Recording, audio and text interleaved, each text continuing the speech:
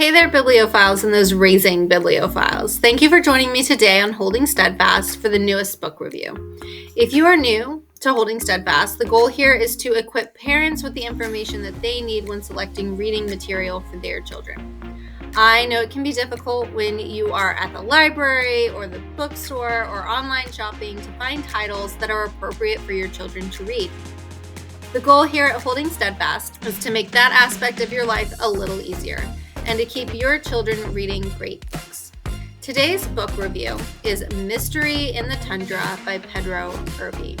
And if you have been following any of my previous book reviews, you know that I did book 1 and 2. So today is book 3. And it really picks up exactly where the other one left off. Laskell has returned back to his village of Skad, but it's a pretty brief stay because it isn't long before he's really trying to head back to camp for his third year of training. And so before he can even get back, he's not there long back in his village to sort of rest and relax before he has to go save the village chief and his old pal Ulf. And so the story sort of begins there, a lot of action right there at the beginning, so that definitely is enticing for many readers. As he goes on for his third year ranger training, he has to sort of find his way back. He misses the boat literally back to camp for his third year, and so he makes it back sort of just in time. But this isn't going to be a typical year for typical ranger training. And so King Uther is really on his plan and his path to create war and challenge the North. So if you remember in book 2, we have some of that taking place. He does dominate. Here in this particular book, he is planning to go to the North, and he is going to sort of catch his enemy off guard and hopefully defeat them once and for all. And that's really his plan. So rather than the simple test that the Rangers have been doing in order to survive and continue in school, now they have to literally be contending Rangers, and they have to survive the dangerous war. And that includes beasts and mages and magic and men of ice. I'm assuming if you have made it to book 3, if you have any interest, then you're kind of okay with some of those magical elements thus far. And so the remaining of this review really shouldn't surprise you. And the magic does continue. We have additional spells. We have elemental magic. All of those are a part of the battle and are considered the gifts and abilities throughout. Unfortunately, this particular book does have profanity. You will need to go specifically to my written review so you can find out which words and on what pages those particular words appear.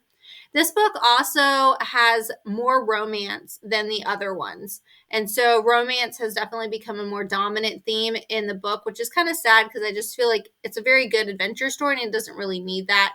Laskell is confronted with Val and Astrid, and so this entire line of the narrative story kind of picks away pieces really throughout. And so again, in my review, you're going to see some more details about how that plays out in the story. Not something I really want to discuss here on the quick video, but know that it's there. And some of the references and some of the situations where words like seductive and sensual are used, and I don't think it's necessary. I do try to keep in mind that as these books would have originally come out, the original audience would have been 3 years older. So people wouldn't be binge reading necessarily the original reader. So take that for what you will in the story. And again, you'll have to go and see that. You're also going to see a new character in this particular book.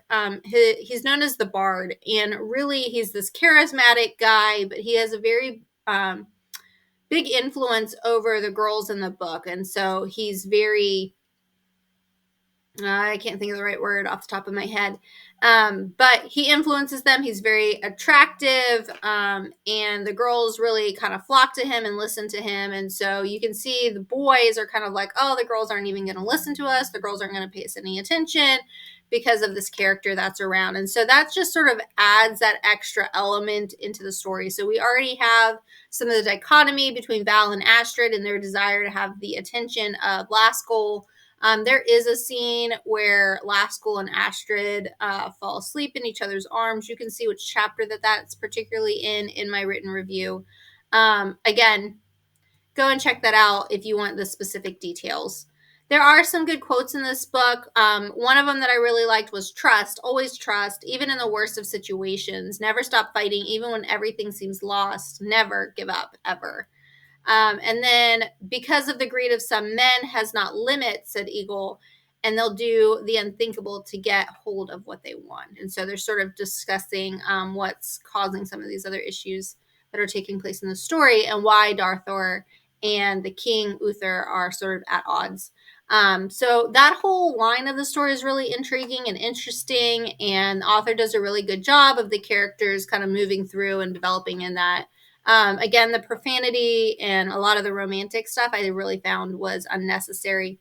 One discrepancy, if your readers do read the book, that you're going to see is that, and I don't know if this was an editing error or what, or a misprint maybe, but Camus, so while they're in the north, they come across another man who has this like magic ability and stuff, and he's considered like an ancient, and he also has a dragon, and this creature takes very much to Camus, which if you remember is Lascaux's kind of pet, I guess you could call a companion.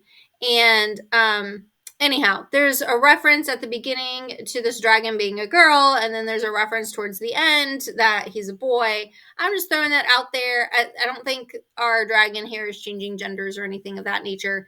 I just think there was an editing error and a mistake. So I'm just kind of throwing that out there in case you have a very perceptive reader who picks up on something like that. Overall, like I said, it was very interesting. I'm not sure if I'm going to read book 4 or when or if that might ever happen, but I will let you know, and I will definitely include another review if I do. But again, I would just really caution for this particular novel, a lot of the romance and the profanity. So definitely keep that in mind depending on the age of your reader and if that's something that you really want them to be exposed to.